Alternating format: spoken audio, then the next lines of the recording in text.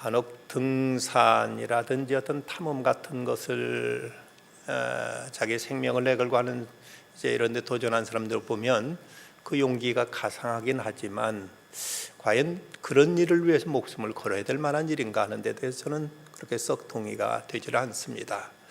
정말 인류를 위한 것이고 어떤 하나님의 영광을 위한 것이라면 우리 생명인들 우리가 어찌 바치지 못하겠습니까마는 어떤 취미를 위해서 어떤 자기 명예를 위해서 목숨을 그렇게 쉽게 내걸어서 되는 것인가 하는 이런 생각을 갖게 될 때가 있습니다. 그런데 가장 무모한 어떤 게임이 있다면 어쩌면 러시안 룰렛 게임이 아닌가 생각됩니다. 아시는 분은 아시겠습니다만 러시안 룰렛 게임은 리볼버 권총에는 6개의 탄창이 탄환을 끼울 수 있습니다. 한번 그림 좀 보실까요? 저게 리볼버 권총이라는 건데 소위 육혈포라고도 하지요. 6개의 총알을 끼울 수 있는 구멍이 있는데 거기다 한 알만 총알을 끼워 놓고 서로 이제 쏘는 겁니다. 재수 없으면 걸려서 이제 어떻게 하는데 용기 담력을 실험하기 위해서도 그러고 아니면 범인을 이제 고문하기 위해서 그러는데 이 방법은 여러 가지가 있습니다. 6명을 모아놓고 그중 어떤 탄창에 총알이 들었는지 모르죠. 6명 다 앉혀놓고 하나씩 빵빵빵빵 쏘는데 이제 누구 그 중에 하나가 걸리는 거죠.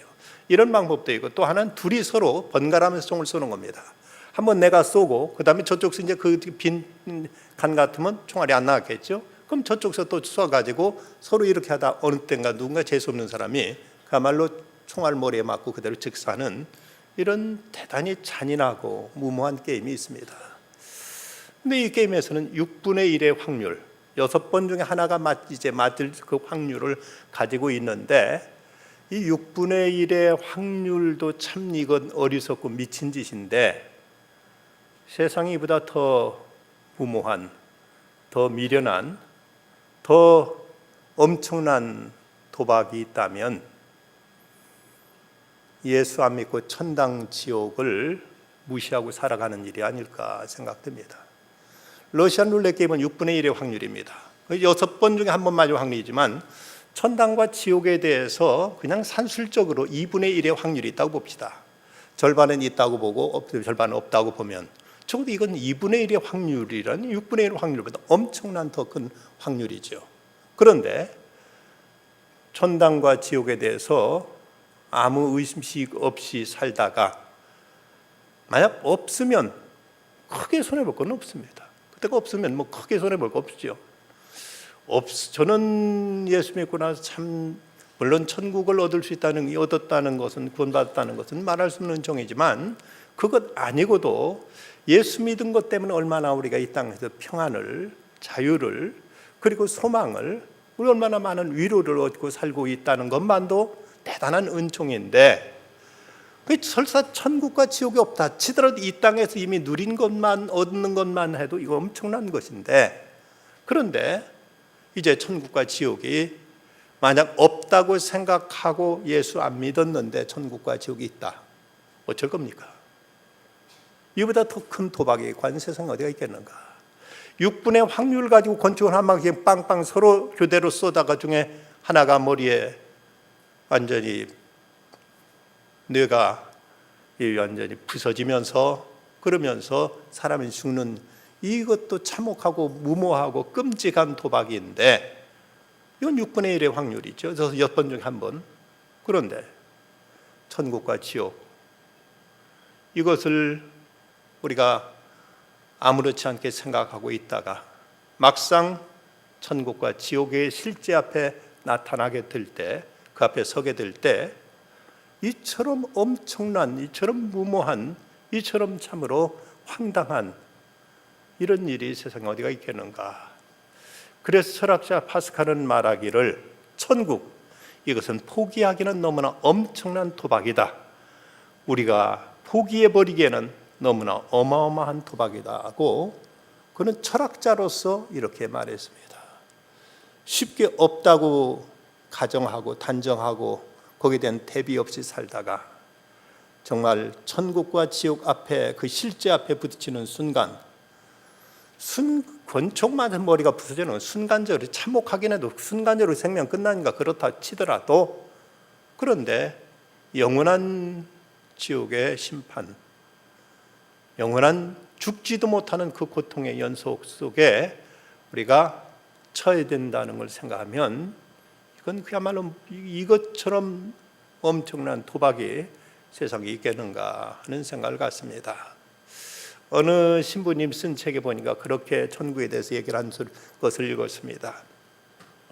천국과 지옥이 있는지 없는지 난 잘 모르겠다. 그런데 천국이 없다고 생각하고 살다가 막상 거기서 가서 있다면 어떻겠는가?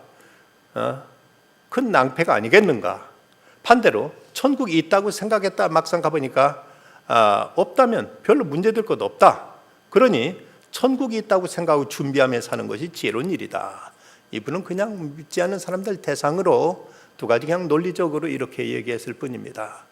그렇지만 신실하신 예수님이 친히 말씀하셨습니다. 예수님께 친히 천국과 지옥을 말씀하셨다면 여기에 들은 어떤 다른 이론도 다른 어떤 무슨 궤변도 필요 없습니다. 그냥 실제 그대로 있다는 그 사실을 우리는 인정하고 거기에 대비하며 살아가는 것, 이것이 인생의 지혜요, 인생의 바른 선택이라고 말할 수 있습니다. 만에 하나 없다고 생각했는데 있을 때 그때 당면하게 될 그 상황은 말로 다 표현할 수 없는 가장 참담하고 가장 비참하고 가장 두려운 이제 실제 앞에 그대로 속수무책으로 이제 거기에 내던져지게 되고 말 것입니다. 청교도 성경학자이던 매튜 헨리는 평생 동안 하나님 말씀 연구했던 성서학자입니다. 그는 매일 성경 읽고 연구하고 기도하며 묵상하다가 발견한 놀라운 진리들을 그의 주석에 기록했습니다. 마침내 그의 임종이 다가왔을 때 자신의 사명을 다한 매튜 헨리는 그의 친구 일라그레세에게 말하기를, 자네는 임종시 남기는 유언을 익숙하게 기록해왔던 사람인 줄 아네. 이것이 나의 유언일세. 하나님을 섬기며 그와 교제했던 삶이야말로 이 땅에 살았던 사람에게 가장 편안하고 가장 기쁜 삶이었다네. 평생을 성경을 연구하고 주석을 쓰고 늘 기도 생활에 힘썼던 그 매튜 헨리는 하나님을 섬기며 그와 교제하며 살았던 삶이야말로 이 땅에 살았던 사람이 가장 편안하고 가장 기쁜 삶이었다고 이렇게 그는 자기 삶을 이제 회고하면서 이런 이제 고백을 합니다. 근데 같은 동시대에 살았던 볼테르라는 18세기 프랑스 합리주의 학자가 있습니다. 그는 생전에 그리스도를 조롱했고 교회를 비난한 많은 소책자들을 썼습니다. 다른 종교들이 그래왔던 것처럼 기독교는 100년이 지나면 더 이상 존재하지 않는 과거의 종교가 될 것이고 성경 역시 단순한 동화 이야기가 될 것이라고 이런 주장을 했습니다. 그런데 그도 앞에도 이제 필연적으로 죽음이 다가왔을 때 그는 매우 이 상태가 악화되어서 믿지 않는 친구들조차도 그에게 가까이 다가가는 것을 꺼려할 정도였다고 합니다. 마침내 볼테르는 그의 얼굴을 벽으로 향하고 이렇게 울부짖었습니다. 나는 하나님과 사람에게서 버림받은 채 죽는 것이 틀림없다. 그의 임종을 지켜봤던 간호사는 이런 말을 합니다. 유럽의 모든 부귀 영화를 다 준다고 해도 결코 임종시의 무신론자의 침대 곁에는 가고 싶지 않다. 너무나 무시무시한 경험이었다고 그의 참혹한 죽음을 보고 이렇게 말했다고 합니다. 매튜 헨리의 죽음과 볼테르의 죽음이 이렇게 어쩌면 이렇게 다를 수 있는가?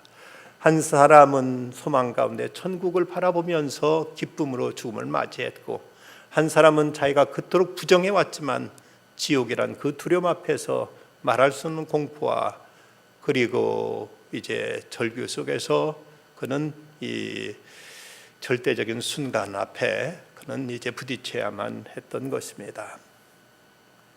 오늘 말씀 예수님 십자가 질 때 양옆에 두 강도가 있었습니다. 그런데 한 강도는 자기 옆에 계신 분이 자기를 구원할 수 있는 메시아 구주이심을 깨닫고 그에게 도움을 구해서 은총을 구해서 이제 구원을 약속받았고, 한 강도는 끝까지 예수를 비웃고 조롱하다 죽어갑니다. 달리는 행악자 중 하나는 비방하 이르되 내가 그리스도가 아니냐, 너와 우리를 구원하라. 그의 반응을 나타낸 표현은 비웃음과 비방이었습니다.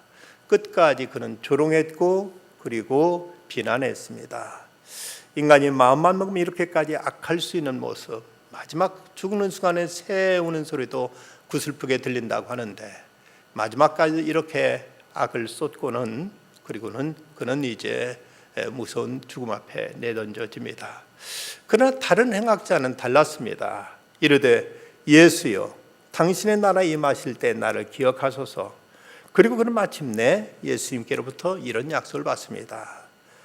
내가 진실로 내게 이르노니 오늘 내가 나와 함께 낙원에 있으리라는 예수님의 그 구원의 약속입니다. 어떻게 이렇게 극적인 대조를 이룰 수가 있는가? 무엇이 두 사람을 이렇게 이제 다르게 만들었는가? 그 무엇보다도 구원의 진리, 구원에 대한 한 사람은 기대와 소망이 있었고, 한 사람은 여기에 대해 아무런 이제 인식도, 거기에 대해서 아무런 이제 대비도 두려움도 없었기에 마지막까지 이렇게 악을 쏟다가 그렇게 자기 생명을 파멸해로 내동댕이 치게 됩니다. 우리에게서 구원의 조건이 뭔가? 우선 그 구원의 조건은 그의 선행에 기초한 것이 아니라는 것을 우리는 말씀을 통해서 알 수 있습니다. 구원받은 강도, 여기 이제 우리가 흔히 우편에 있는 강도, 좌편에 있는 강도라고 하는데, 복음서는 우편, 좌편 강도, 누가 구원받은 강도, 누가 구원받지 못한 강도라 나오지 않지만, 의경인 도마 행전에 보면 왼편의 강도, 비방하고 저주했던 강도는 게스타이라는 이름을 가지고 있었고, 그리고 오른편에 있는 강도는 데스마이라는 이름을 가지고 있다고 의경 도마 행전은 이렇게 소개하고 있습니다. 어쨌든 둘 다 강도였다는 것, 행악자였다, 악을 행한 사람이었다는 사실을 성경에 기록하고 있다면, 여기서 우편에 있는 이 강도, 그가 구원받은 것은 자기가 어떤 행한 선행과는 전혀 무관합니다. 어떤 선행도 그는 행했다는 기록이 없고, 성경 그대로 기록한 대로 그는 행악자, 강도였습니다. 그러기에 그는 결코 자기 행위로 인해서 구원받은 것은 결코 아니라는 것을 이제 분명히 성경은 말씀하고 있습니다. 그럼 구원의 조건은 뭔가? 먼저는 자신이 죄인이란 사실을 인정한 것입니다. 그가 하는 말을 41절에 보면 우리가 행한 일에 상당한 보응을 받는 것이니 이에 당연하거니와 이 사람 행한 것은 옳지 않은 것이 없느니라. 우리가 이런 벌 받는 거, 이렇게 십자가에 못 박혀서 죽는 건 당연하다. 우리가 저지른 죄값으로 마땅히 우리는 당연히 이것을 당하고 있다. 여기에 대해서 그런 추호도 변명하거나 이걸 미워하거나 이것을 이제 핑계대고 있지는 않습니다. 자신이 죄인됨을 그는 솔직히 시인하고 있는 것입니다. 또 하나, 그는 예수님께 구원을 호소합니다. 그는 만일 우리가 우리 죄를 자백하면 그는 미쁘시고 그래서 우리 죄를 사하시며 우리를 모든 불에 깨끗게 하실 것이다. 죄를 그는 시인했을 뿐만 아니라 주님께로부터 예수여, 당신의 나라에 임하실 때 나를 기억하소서 하고 주님의 은총과 자비를 구했습니다. 우리는 먼저 주님 앞에 우리 죄를 자복하는 것, 이것이 우리에게 무엇보다도 필요합니다. 내가 죄인이라는 사실을 인정하지 않는 이상 예수 그리스도는 하나의 위대한 현자, 세상의 어떤 도덕적인 스승 이상이 아닙니다. 그러나 우리가 내 자신이 죄인이라는 사실을 인정하고 내 의로는 도저히 하나님의 구원을 얻을 수 없다는 사실을 깨닫게 되는 순간, 우리는 그리스도를 구세주로, 나의 죄를 대속해 주실 주님으로 이렇게 믿고 이렇게 받아들이고 이렇게 고백하고 주님을 의지하게 되는 것입니다. 당신의 나라에 임하실 때 나를 기억하소서 하고 이렇게 그는 이제 기도했습니다. 우리가 얼핏 강도는 성경에 나온 대로 행악자, 그리고 강도짓 했던 사람이니까 이런 고백이 필요하고 이런 회개가 필요하지, 나는 그렇게 양심상 크게 거리끼는 일을 행하지 않았는데 뭘 그렇게 회개할 게 뭐 있느냐고 이렇게 생각하는 분이 있을지 모르겠습니다. 여러분 스스로 어떻게 생각하십니까?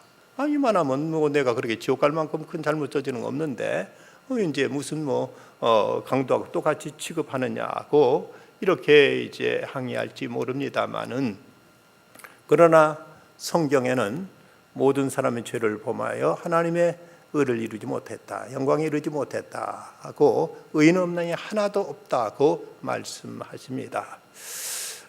죄라는 것은 크고 작고를 떠나서 우리를 파멸로 몰아가는 이런 무서운 독소가 있습니다. 돌멩이가 크다고 물에 가라앉고 작은 돌멩이나 물에 뜨는 것이 아닙니다. 돌멩이는 모두 다 크든 작든 물에 가라앉듯이 우리들의 죄는 그 자체가 우리를 이제 파멸로, 우리를 이제 사망에 이르게 하는 이런 무서운 독소가 있기 때문에 그 어떤 사람도 하나님 앞에 스스로 의롭다고 할 이런 사람은 아무도 없습니다. 이제 이 강도에게 회개가 필요했듯 우리에게도 회개가 마땅히 필요한 것입니다. 그럼 구원의 결과는 무언가? 두 가지가 약속되는데, 하나는 낙원이 약속되고 다른 하나는 주님과 함께하는 삶이 약속됩니다. 주님께서 이 강도에게 하신 말씀, 이제 이르시되 내가 진실로 내게 이르노니 오늘 내가 나와 함께 낙원에 있으리라. 낙원이 약속되고 주님이 함께 하실 것을 주님은 약속해 주신 것입니다.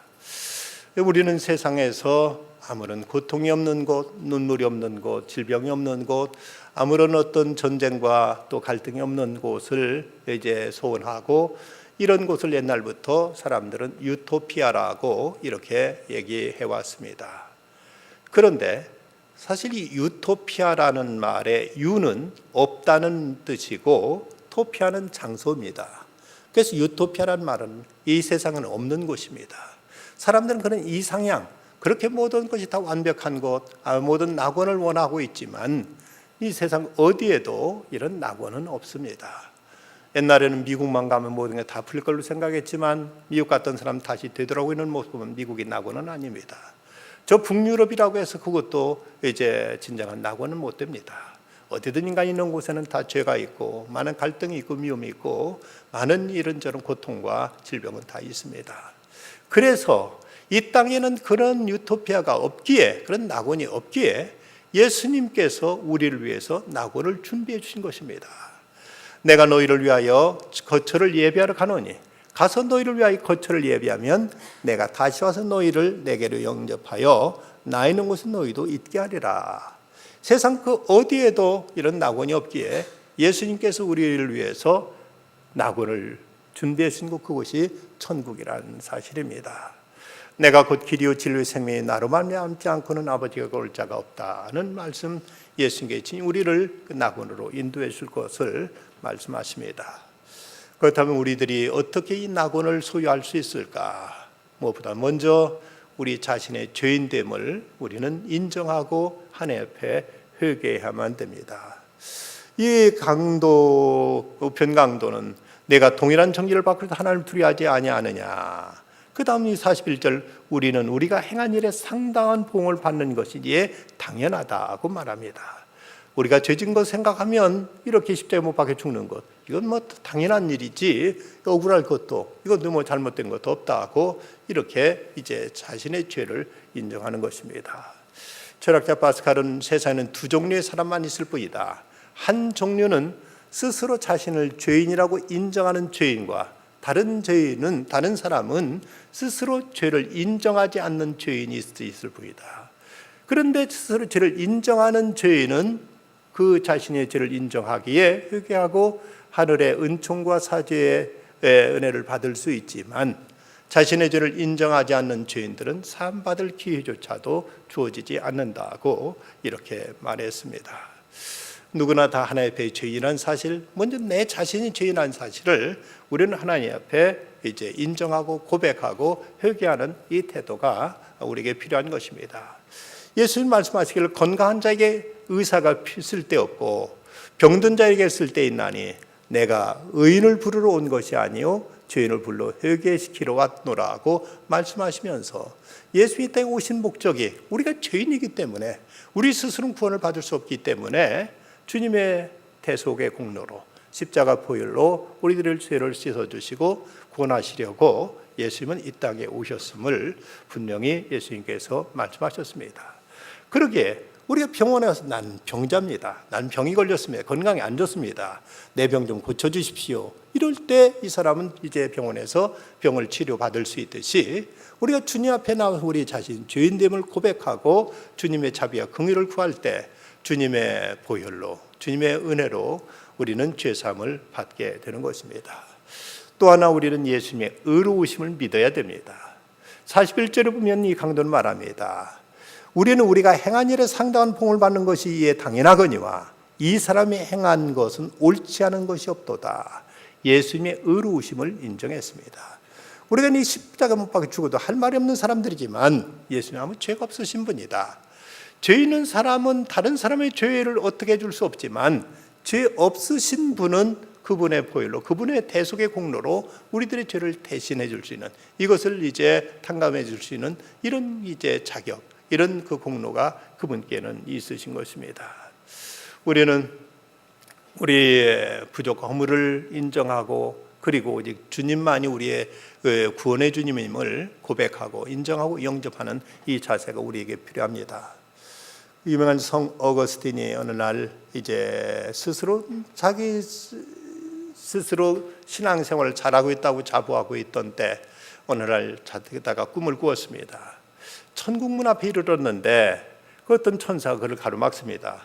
너는 도대체 누군데 이 거룩한 곳에 들어오려고 하느냐 하고 이렇게 가로막습니다. 그런데 어거스틴이 저는 그리스도인입니다. 예수 믿는 사람이라고요. 그런데 그 천사가 어거스틴을 이제 유심히 훑어보더니 아니다. 너는 그리스도인이 아니다.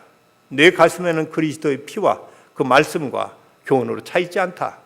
윤리학자의 철학자인 키케로의 사상으로 무장되어 있구나. 그러므로 너는 참된 그리스도인이 아니다. 하는 이렇게 거절당하는 꿈을 꾸었습니다. 이 꿈에서 깨어서 어거스틴은 통곡하면서 그는 참회했다고 합니다. 나는 예수 그리스도의 십자가를 철학적으로 생각했고 나의 도덕성과 성경에 대한 지식과 선에 대한 열심만 가지면 구원받는다고 막연하게 생각해 왔구나. 정말 내 가슴은 그리스도의 피로 물들어 있지 않구나 하면서 자기가 철저히 주님을 의지하지 않았던 것, 철저히 그리스도를 주님으로 모시지 않았던 것을 회개하고 그리고 나서 그는 신실한 그리스도인이 되었다고 합니다. 우리는 또한 주님의 자비와 긍휼을 구해야 됩니다. 42절에 있는 대로 예수여 당신의 나라에 임하실 때 나를 기억하소서. 오직 주님의 자비만이 주님의 긍휼만이 주님의 은혜만이 우리들의 죄를 사함받을 수 있고 그리고 하늘의 은총을 덧입게 해주는 것입니다. 그는 하나님 앞에 설 수 없는 죄인임을 깨닫는 그 순간 예수님만이 자기를 구원할 수 있다고 믿고 예수님께 자신을 구원해달라고 호소합니다. 예수여 당신의 나라에 임하실 때 저를 생각해 주십시오. 자기 스스로는 자기 공로는 도저히 하나님의 그 무서운 심판대 앞에 설 수 없음을 알고 주님께 이렇게 긍휼을 자비를 구했던 것입니다.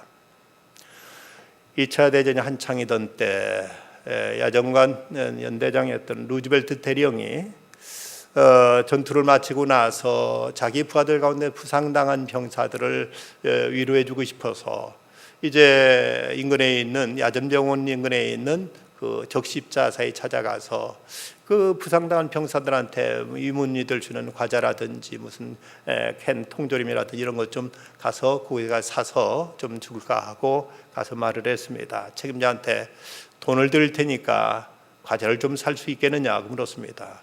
그러자 거기 책임자가 냉정하게 거절합니다. 아닙니다. 여기 어떤 것도 팔지 않습니다. 아주 난감해진 이 루즈벨트 대령은 책임자에게 물었습니다. 그럼 어떻게 좀 이 과자를 좀 어디 구할 수 있나요? 그러자 그 책임자가 하는 말이 그냥 달라고 하십시오. 그러면 우리는 얼마든지 줍니다. 그런데 돈 내고 팔겠다고 사겠다고 하면 우리는 팔 수 없습니다. 이건 다 도네이션 된 것이기 때문에 돈 내고 팔 수 있는 것은 아닙니다. 라고 이렇게 대답하더랍니다.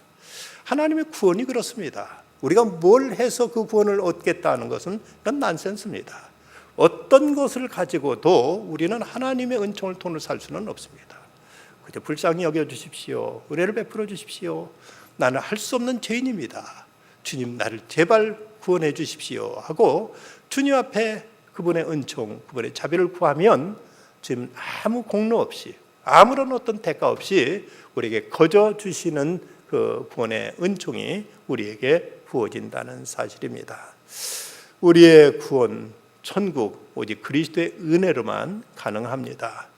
만약 이 강도에게 내가 얼마나 좋은 일을 했느냐, 또 내가 얼마나 교회를 위해 봉사했느냐, 얼마나 율법을 지켰느냐고 물었다면 이 강도는 전혀 어떤 이제 여기에 해당이 되지 못하고 말았을 것입니다. 그는 오직 주님의 은혜만을 구했습니다. 주님 나라에 임하실 때 저를 생각해 주셔서 저도 그 나라에 들어갈 수 있게 해 주십시오 라고 이렇게 주님 앞에 은혜를 구한 것이죠. 사람들이 천국에 대해서 별다른 흥미가 없는 이유는 무엇일까? 그것은 지옥의 실상을 모르기 때문에 그렇습니다. 우리가 한 번이라면 꿈에로라도 지옥의 실상 한 번이라도 볼 수만 있다면 우리가 이렇게 그저 맹맹하게 미지근하게 그렇게 아무런 열정 없이 그렇게 예수 믿을 수가 있을까? 무디가 그랬고 또 이제 그 당시 전도자들은 너무나 안타까운 마음으로 하나님 앞에 부르짖기를 하나님 이 시대의 그리스도인들로 하여금 꿈에라도 한 번만 저 지옥을 볼 수 있게 해주십시오. 그러면 저들은 이대로 달려나가서 전도하지 않고는 못 베길 겁니다. 지옥을 볼 수 있게 해주십시오 라고 이렇게 찰스 피니 같은 사람은 이렇게 하나님 앞에 기도했다고 하죠. 우리가 예수 믿으면서도 감격이 없고 감동이 없고 그냥 그저 맹맹하게 물에 물 탄 듯 술에 술 탄 듯 이렇게 미지근하게 믿는 이유가 있다면 천국에 대한 설렘이 없고 지옥에 대한 두려움이 없기 때문에 이런 것이 아닌가 생각됩니다. 이 강도는 예수의 말씀을 한편 감사하면서도 또 한편으로는 그에게는 큰 후회가 있었을 것입니다. 내가 진즉 예수님을 믿었더라면 내 인생을 이렇게 헛되게 살지는 않았을 텐데 마지막으로 구원받은 건 천만다행이지만 그러나 그의 구원은 부끄러운 구원입니다. 겨우 턱걸이에서 그저 천국에 겨우 이제 들어가게 되는 이런 구원이라면 그가 일찍이 주님을 만났더라면 주님을 위해서 나름대로 봉사도 하고 헌신도 하고 충성도 하고 다른 사람 전도도 하고 그는 무엇인가 주님의 은혜 보답할 수 있는 길이 있었을 텐데 마지막 이 순간에 뒤늦게 알고 뒤늦게 주님을 만나게 된 것이 그에게는 말할 수 없는 후회요 참으로 가슴 아픈 일로 그에게 이제 와닿았을 것입니다. 마음을 열어주는 101가지 이야기 가운데 이런 얘기가 소개되고 있습니다. 너무 행복하게 살고 있는 한 크리스찬 부부가 있었습니다. 그들은 주님을 모시고 이제 경건하게 믿음 생활을 하면서 가정 안에서 이미 어떤 천국을 느끼고 있었습니다. 오늘날도 아침에 일어나서 함께 기도하면서 하나님 감사합니다. 우리 가정에 이렇게 하나님께 은혜 베푸셔서 서로 사랑하면서 이 땅에 하나님의 은혜 가운데 이렇게 살 수 있게 해주신 건 너무 감사합니다 하고 이렇게 감사의 기도를 드렸습니다. 그러다가는 문득 드는 생각에 우리만 이 복을 받을 수는 없지 누군가도 이 귀한 복을 이 귀한 은혜를 이 귀한 축복을 나눴으면 좋겠다 하는 생각이 들었습니다. 서로 그렇게 얘기를 나누고는 아침 기도를 마무리하고 그날 밖에 나갔다 점심때 한 식당에 가서 식사를 하고 있었습니다. 그런데 식당 저쪽 건너편 한 그 테이블에 한 중년 여자가 식사를 하고 있는데 그런데 그 모습이 몹시 어두워 보였고 외로워 보였고 그리고 많이 뭔가를 어떤 뭐에 짓눌려 있는 듯한 이런 이제 느낌을 가졌습니다. 같이 부부가 식사하다가 어떻게 하면 좋을까 하다가 부인이 이런 제안을 합니다. 자기가 엽서를 한 장 쓸 테니까 당신은 나가서 저 사람을 위해서 계산을 당신이 해줬으면 좋겠다. 남편은 뭐 그러자 해서 이제 그 대신 그 카운터에 있는 주인한테 누가 그 사람의 점심값을 지불했다는 얘기는 하지 말고 그 사람이 나오면은 이제 그 엽서만 전해주라. 어떤 분이 지불하고 나갔다고 얘기하고 그 엽서만 전해주라고 이렇게 부탁을 했습니다. 엽서의 간단한 글을 향한 이제 어떤 관심과 함께 하나님이 당신을 축복하시기를 하는 인사를 담은 카드를 이제 이 남편이 식사를 지불하고 아내가 써준 대로 그대로 식당 주인한테 이제 맡겼습니다. 그리고는 자리와 식사를 계속하고 있는데 그 식사를 마쳤는지 그 카운터로 가더니 계산하려고 하니까 어떤 손님이 당신을 위해서 식사비를 지불했습니다.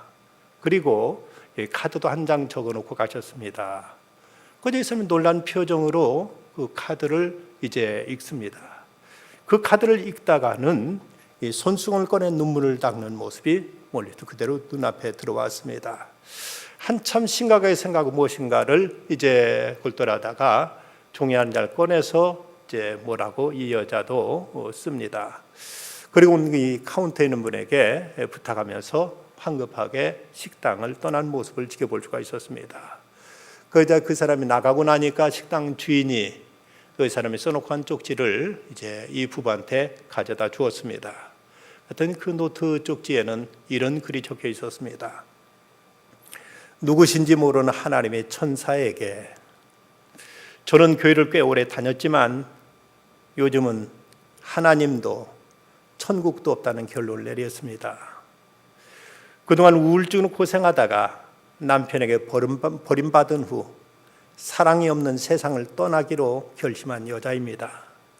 사실 오늘 마지막 근사한 식사를 이 식당에서 하고 세상을 떠나기로 했는데 나는 여기서 다시 하나님을 만났습니다. 그리고 천국의 소망을 바라보고 다시 살기로 마음을 먹었습니다. 당신은 천국에서 보낸 천사입니다. 감사합니다. 교회로 하나님의 품으로 다시 돌아가겠습니다 하는 이런 글귀가 그 편지에 써 있더라고 합니다. 우리는 지금 이대로 우리들의 생명이 끝나도 예수 그리스도를 구주로 영접하고 주님의 자비와 은총 가운데 우리는 천국을 우리는 얻었습니다. 그러기에 우리는 천국에 대한 소망 가운데 세상을 이겨나갈 것입니다. 그런데 이 축복을, 이 귀한 은혜를 아직도 모르고 죽음을 향해 걸어가고 있는 수많은 사람들이 있다면 어떻게든 그들을 생명의 길로, 구원의 길로, 영생의 길로 인도해야 될 책임이 우리에게 있지 않습니까? 하나님께서 우리에게 베푸신 이 귀한 은혜, 주님께서 우리에게 주신, 거저 주신, 값없이 주신 귀한 천국, 이것이 그냥 우리에게서만 끝나지 않도록 누구인가 전해야 되고 사람들에게 이 천국의 사랑을 나누는 가운데 많은 사람들이 죽음을 향해서 묵묵히 이제 걸어가고 있는 그 대열에 한 사람이라도 끌어내서 천국을 향한 생명길로 이끌어내야 되겠고 저들에게 그리스도의 사랑을 전해서 천국의 삶이 과연 어떠한 것인지 천국을 누리는다는 것이 과연 무엇인지를 저들에게 보이며 증가하며 나눌 수 있어야 될 것입니다. 우편에 달린 강도, 행악자, 평생 한 짓 강도짓밖에 없었지만 그는 참으로 운 좋게도 마지막 순간에도 예수님을 만남으로 또 예수님의 자비를 구함으로 주님의 긍휼 속에서 천국을 낙원을 얻게 되었고 그리고 영원토록 주님과 함께 할 수 있게 되었습니다. 이런 면에서 우리도 참으로 대단한 행운을 거머쥔 사람들입니다. 예수 믿게 된 것, 이건 우리들의 의지의 소산이 아니고 어떤 행위나 어떤 공로의 결과도 아니고 우리들의 어떤 이제 지혜로운 어떤 그 인식의 선택도 아니라 하나님의 자비로 긍휼로 주님을 알게 되고 믿게 되어서 천국을 소유하게 되었고 그리고 우리는 이제 천국을 향한 생명길을 걸어가고 있습니다. 이 귀한 은총을 베풀어 주시는 하나님께 감사할 뿐만 아니라 아직도 이 진리를, 이 사실을 모르고 죽음을 향해 걸어가고 있는 생명들, 한 생명이라도 저들을 구원하며 살리며 저들을 나군을 인도할 수 있는 우리들의 사명과 본분을 다해야 될 것입니다. 기도하십시다. 거룩하신 아버지 하나님, 이 밤도 저희로 하여금 생명길 걸어서 주의 제단 앞에, 우리 주님 앞에 가까이 나올 수 있게 하신 것 감사합니다. 주님, 인간 사는 것 결코 이 땅에서의 몇십 년을 끝나지 아니하고 저희들에게 영혼이 있듯이 하나님 영원한 나라가 있고 영원한 생명이 있음을 주님은 말씀하셨고, 그래서 주님은 저희를 향하여 내가 너희를 위하여 거처를 예비하러 가노니 내가 너희를 위해 거처를 예비하면 내가 다시 와서 너희를 나 있는 곳에 함께 있게 하겠다고 말씀하시고 약속해 주셨습니다. 그러게 저희는 영원한 천국을 소유하게 되었고 영원히 주님과 함께 할 수 있는 귀한 이 은총과 특권을 누리게 되었습니다. 주님, 이것이 저희들의 공로가 아님을 늘 언제나 인식하고 하나님 은혜에 대한 감사와 감격이 제게 끊어지지 않게 하여 주시고 이 은혜를 어떻게든 보답하고자 하는 마음으로 주님을 더욱 사랑하며 주님을 더욱 가까이 하며 주님께서 원하시는 일들을 찾아 행할 수 있는 참된 믿음의 사람들로 저희를 세워 주시옵소서. 그리고 무엇보다 주님을 모르는 영혼들에게 그리스도를 전하고 그리스도의 복음을 증거하여 저들도 생명으로 이끌어낼 수 있는 저희들이 다 되게 해 주시옵소서. 어린 영혼들에게 하나님의 말씀을 가르치는 성경학교와 수련회가 계속되고 있습니다. 그래 전혀 주님에 대한 복음을 듣지 못한 저 티베트 사람들에게 복음을 전하고자 올 여름에도 단기 선교팀이 또 떠나게 됩니다. 이 모든 일에 하나님께서 주님의 크신 능력과 사랑으로 함께 하셔서 이 모든 일들을 통해 생명을 구원하며 저들을 세우며 살리는 귀한 일에 저희들이 온전히 쓰임받게 하여 주시고 이를 위해 헌신하고 수고하는 모든 주님의 종들에게 다음이 없는 은총을 베풀어 주시며 온 교회가 이를 위해 함께 기도하고 함께 협력하며 함께 헌신하는 중에 하나님이 선하신 역사가 우리 동문교회를 통해서 이 시대 속에 더 아름답게, 더 활발하게, 더 알차게 이루어지게 해주시옵소서. 성전 엘리베이터 공사가 시작되었습니다. 은혜 가운데 모든 공사가 순적하게 진행되게 하시고 아무런 사고 없게 하여 주시옵시며 하나님 부족한 모든 것도 채우셔서 하나님의 뜻을 따라 행하는 하나님의 사역에서 그 모두 부족함이 없음을 함께 고백할 수 있게 하여 주시옵소서. 예수님의 이름으로 기도드리옵나이다. 아멘.